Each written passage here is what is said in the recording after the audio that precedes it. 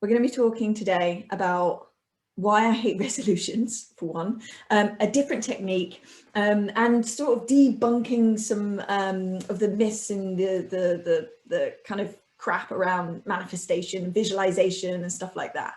Now, first of all, before we begin, what would be really, really useful is I want you to start thinking about, actually, I want you to imagine that your life, imagine your life as if it were an autobiography, okay? As if every single moment leading to this moment right now was written down in a big unfurling story of your life that has led you to be in this moment, in this very moment with this group, with the experiences that you have, with the skills that you have, with the lens of the world that you have. And all of that has been preparing you for what you are now about to do in this next chapter. And if you imagined your life as this sort of unfurling story, and you're looking back, and I want you to imagine what are the patterns and the themes that you would see if you were to flick through this storybook of your life. What patterns and themes would come out and jump out at you? And I just want you to contemplate that as I work through some of these topics, because it's going to become relevant later on, and it will sort of make the process that we're going to go through, the creative process, a bit quicker. So just imagine that you're flicking through that book, that story of you, and what themes and patterns jump out at you. And whilst you're contemplating that, we're going to have a little talk about the topic itself. So we all know, right? We all know the problem with resolutions. You wouldn't be here if you didn't, to some extent, have experienced or seen some of the faults with the typical resolution sort of method. We make these sort of grand perfectionist boosted gestures of doing this or that, and then the motivation starts petering out by about mid-Jan. Maybe we make it to Feb, and the weight of those resolutions hang over us as we begin to feel the guilt and the shame for not completing them. And then even to think of them creates this discomfort in us, right? So we just kind of box it up and we completely ignore them. So today, I'm going to suggest an altogether different approach. It's called the one-word technique, and it's beautifully simple, right? You pick a word that will anchor you for the year, and that word will help you make decisions and assess choices by the way, in terms of focusing more on how you want to live your life rather than what, these really kind of rigid resolutions that soon our motivation sort of wanes and peters out. And all of those decisions are based around this one word. It's a word that excites you and will help you to make those decisions, and will hopefully stop you procrastinating. Now, the caveat and why I'm not jumping straight into this one word technique is there's a process in which you have to go through in order to get to this point, because the one word technique is also subject to being a guilt-induced should exercise rather than what we really, really desire, and therefore what would motivate us beyond the initial honeymoon phase. So what I've seen in the past when I've sort of done this exercise is, talking to people late, a few months down the line, is they'll say things like, I chose a word, but I didn't use it. I shared my word, my one word, but I didn't make it part of my daily life. And these are the people who I found didn't benefit from this exercise. So I did some research on those that really, really sort of did, and they got a lot out of it, and those that didn't, or I forgot my one word, so I didn't experience the power of the practice in terms of like catalyzing the change that they wanted to see. So what I realized is that there's a certain process to ensuring the word that is selected is one that is meaningful, right? It's not a superficial word that you just kind of pick out of a list because it looks nice, and that it actually, the power lies in it tying into the story, the themes and the plots of your life already lived, and what you want in the future, and how the word then is shaped based on how you can shape that in the present through that one word. But before we get into it, there is a process of visualization that we have to tap into. So I first want to demystify some of this, a few concepts, and visualization was one that I really initially, I'm a skeptic, is probably why I work with a lot of skeptics, and I'm very kind of control focused and very sort of logical in my thinking. But I also am very, like many people, you know, we can sort of be very logical, very practical, but we have a spiritual or religious or a sort of another part to us that can't necessarily be explained. However, it is useful for me to be able to look at some of these concepts and see how they do make sense from a very, very practical point of view as well. So I'm not dissing anything spiritual, anything religious. I myself am fully connected with that, but there are some kind of logical explanations for some of these things. So visualization is one of those things. This isn't new or profound. There is actually tons of research on athletes showing how powerful the technique of visualization is to improve performance, and allowing them to achieve things that they never thought possible for the human body to do. Just one study was a study looking at the brain patterns in weightlifters, and it found that the same patterns activated when a weightlifter lifted 100 pounds as when they only imagined lifting. So pro athletes are already doing this, right? They use visual mental imagery to up their game. Seasoned athletes use these sort of vivid and highly detailed internal images and run through their entire performance, and they sort of engage all of their senses: smell, imagery. You can tell it's the morning. Sound, taste, all of those senses to sort of create this mental image and create what they want to manifest. So including world golfer Jack Nicklaus and heavyweight champion Muhammad Ali, who uses sort of affirmations, that sort of manifestation sort of thing. So there are hundreds of ways we can use vision boards, but I have a problem with the majority of them. Okay, now generally vision boards are done in a way that only captures the what, so what we want. So this was mainly popularized by the book The Secret, which is well known for its sort of manifestation practices, and it was endorsed by Oprah, which I think helped a lot in its popularity. Now, The Secret's basic premise was the idea that your mode of thinking directly affects what the universe gives you. So manifestation, you think what you want, and sort of the universe, there's more to it, but the universe will give you that. If you put positive mental energy into the universe, you'll be the recipient of positive outcomes. The idea in practice is that you simply need to ensure that you manifest in the right way, and this visualization, represented by a vision board or another way, is repeatedly in your field of vision, and you have to completely and wholeheartedly believe it. And as long as that's the case, everything will be good and dandy. Now, my belief, cutting out pictures and writing down positive affirmations will be beneficial. And I'm going to talk about manifestation and why it's beneficial in a moment in terms of the way the brain works. But it in particular helps us to sort of organize and more clearly identify what our goals actually are.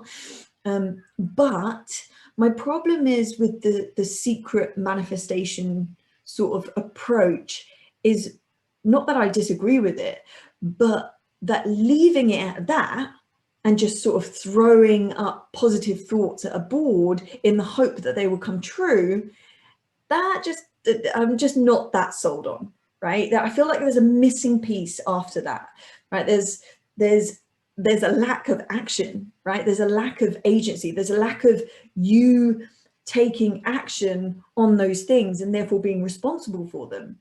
It's sort of, I feel like there is a part of that which is about putting it out to the universe, being kind, receiving kind, but there's a fundamental part of, I can't just sit on my seat and do nothing and expect these things to sort of gravitate towards me. So that's where sometimes there's a little problem for me. And this was actually proven by one research, and they sort of did a research piece, Pham and Taylor from the University of California. They found that students who just visualized getting a good grade, so just put those thoughts out there, visualize getting a good grade, though they felt better about themselves, they achieved less than a group that were asked to visualize the how, so the when, where, and how they intended to study. So visualizing the how, the process, was more important in terms of getting results. So the others felt good about themselves, but the second lot who visualized the how and the action of it actually got the results. So this is the same for some of the research around like golfers and tennis players who sort of like imagine themselves training rather than winning. My other issue with the pure kind of secret version of vision boarding is that the sort of the self-blaming that is then placed on the person, because it sort of suggests that they, you know, if you don't get the results, you simply haven't been visualizing in the right way, and you haven't been doing enough of it, sort of thing, and therefore you're a failure. And it's sort of it's putting that so onus on you putting out this energy but not necessarily doing anything around that. So it's my belief that, you know, sometimes the universe may have other plans for us, right? Sometimes not achieving our goals, these really rigid, specific things that we first thought, may actually be beneficial for us. I don't know if you've ever been in that situation where actually not getting that promotion meant that I went elsewhere and, you know, started a business or whatever it was. Like sometimes it's different to what we first thought, but it's better, right? It's different, but it's we were meant for something else, and that was sort of a signal. It was sort of the universe's sign. So I sort of digress there, but rather than self-blame, I believe that time would be better spent, right, looking at learnings, changing course, and then moving on to better things. So ideas, thoughts, and dreams are incredible. I feel like they're vital in this visualization process, but they are forms of energy that do not necessarily lead to anything substantial without us taking some form of action. So the positive energy we're putting out, very, very important, but we need to utilize our energy into action in order to make those things happen. So the how, the process, is an important part of visualization. Now let's talk about manifestation. Now, I really want to demystify this to take a bit of the woo out of it. So don't get me wrong, as I said, very, very open to sort of connecting to that spiritual element of it, something bigger than myself, very open to things that I can't necessarily explain. But where I see it, manifestation is very explainable. It's actually a physiological process that occurs.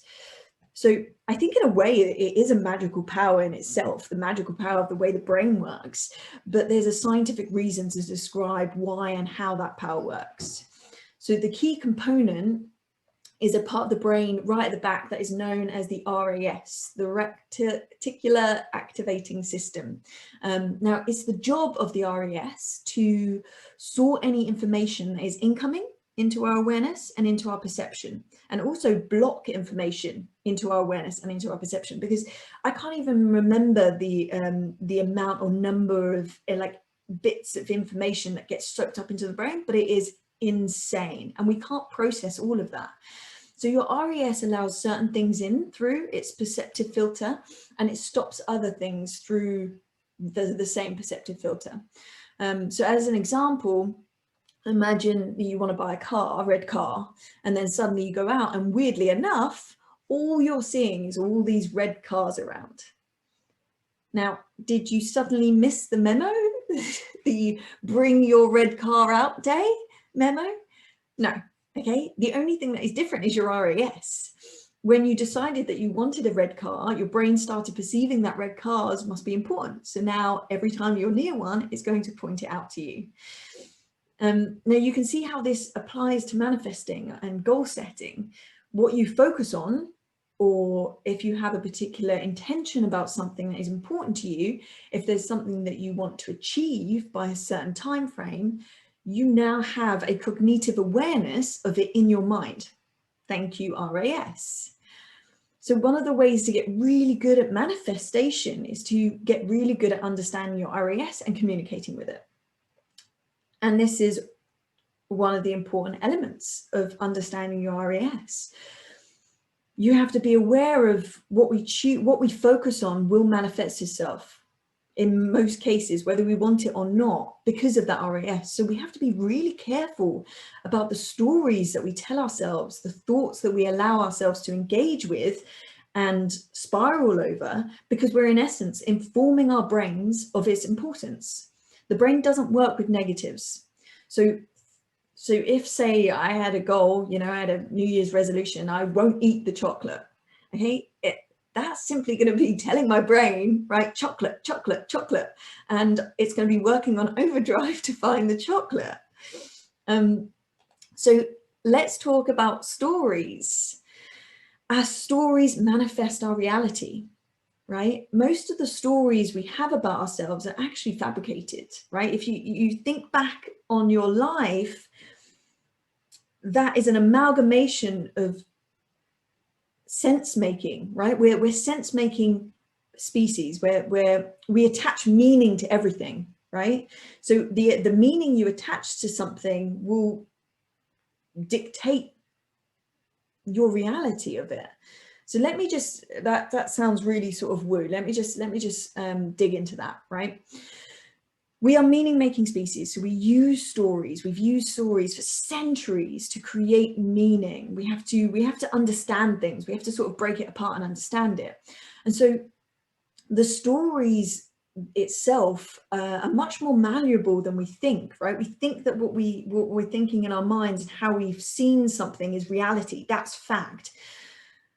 Storytelling, in the way that humans use it, is helps us to sort of impose order in chaos, right? Including emotional chaos. So when we're in pain, we create a narrative to sort of help us make sense of it. Now, the story doesn't have to be based on any real information or fact, right? One dismissive glance from a coworker can instantly turn into, I knew she didn't like me, right?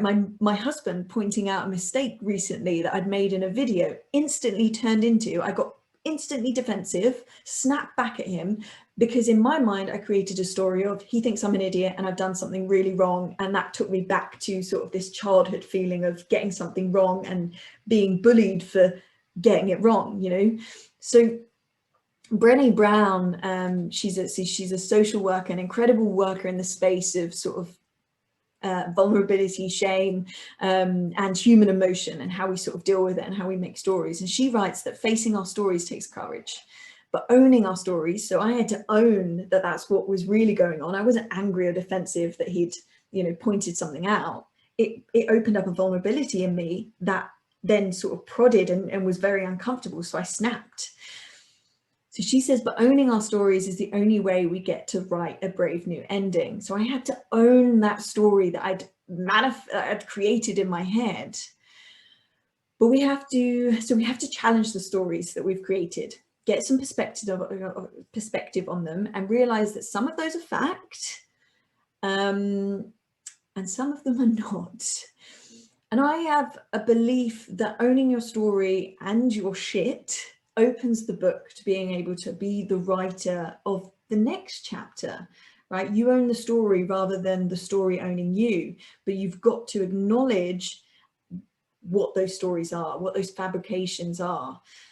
So if you're inclined to fabricate stories, we all do, let's make it a story that will serve you, your dreams and your relationships, not one that tears you down, paralyzes you in indecision and self-doubt. So our stories manifest our reality. So the stories that we engage in our minds are going to determine the next part in our chapter, the next part in our book. So in navigation, and as part of this one word process, what I realized is that the missing part was that we sort of have to go back before we go forward. So in navigation, this is sort of explained quite beautifully. In navigation, dead reckoning is how you calculate your location, where you are now. So it involves knowing where you've been and how you got there, you know, the speed, the route, the wind conditions. And it's the same with life. We can't chart a new course, we can't write a new chapter until we find out where we are and how we came to that point. Our stories that we're creating about our past, and where we want to go. Okay, so even Steve Jobs talks about you know, you can't always connect the dots by looking forwards, you can only connect them by looking backwards. So that's an important part of this process of looking forward, looking to this new year, and framing a word, framing our goals around this year by reflecting on what has happened, where we've been, and our story. So for the benefit of those listening to the recording, I want you to work through these steps in identifying your one word. As I mentioned before, where people have got stuck before is this sort of picking a word out of a big list and deciding, oh, that's a nice word, and I'll go for it, and sort of losing motivation as they move along. So I'm going to work through these 5 steps for you to get to the point where you have a word that is actually meaningful. So firstly, to go back to what I asked you to do at the beginning of this, which was to imagine your life as if it were an autobiography, a book, and I was to flick through that book. What themes or patterns do you think would jump out at me if I were to flick through that book? I want you to make a note of that, you know, in a word or a sentence, something that encapsulates what is likely to jump out as a pattern or a theme looking back at your life. And then the second step is I want you to consider the past 12 months. What word might you use to describe that? So I want you to think back at the last 12 months, and if you were to pick a word that encapsulates the last 12 months, what would that word be? And the third stage is I want you to consider, for the 12 months coming, so we're looking into the future now, your third step is to consider how you want to live these next 12 months. When you're, yes, you may have goals, you may have certain things that you want to achieve, which is great. You can make note of those on the side, but to avoid ourselves getting so caught up on these sort of like very rigid ideas of what we want to achieve and when we want to achieve it, and being disappointed when something happens like a pandemic and those plans are sort of knocked off the playing field. I want you to consider instead how you want to live your life.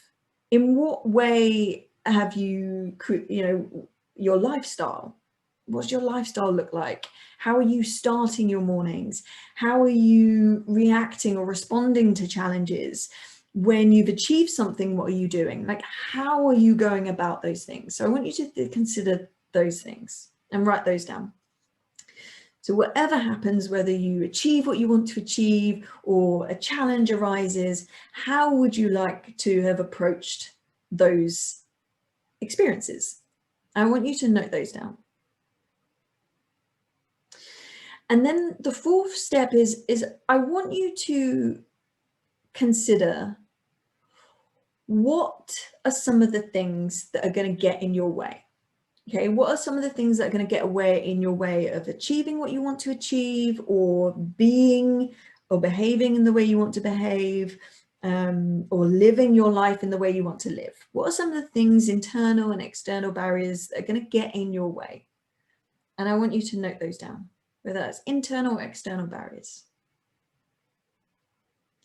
And then the final stage, stage 5, what I want you to do is honoring your past and the story that has got you to this point, considering the last 12 months, and the word that encapsulates the last 12 months, where you want to go, what you would like out of the next 12 months, how you want to live your life.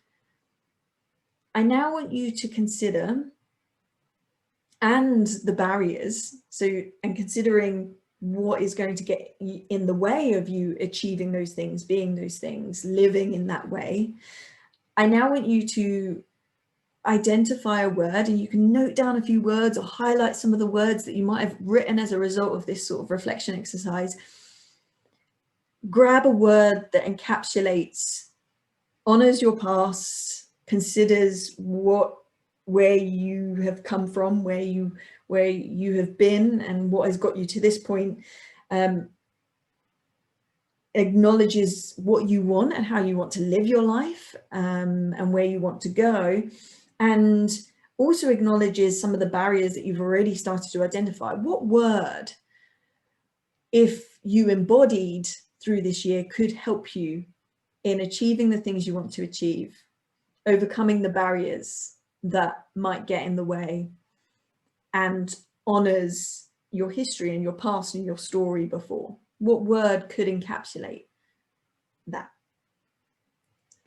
This isn't a 3-minute exercise.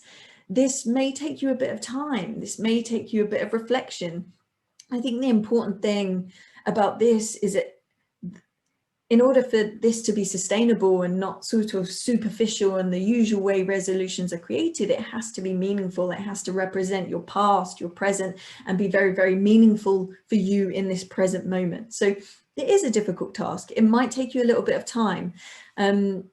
Work through those questions, see what comes out, grab a highlighter, highlight some of those words that sort of pop out at you, and start to think about what is the word that could really, really help you move forward.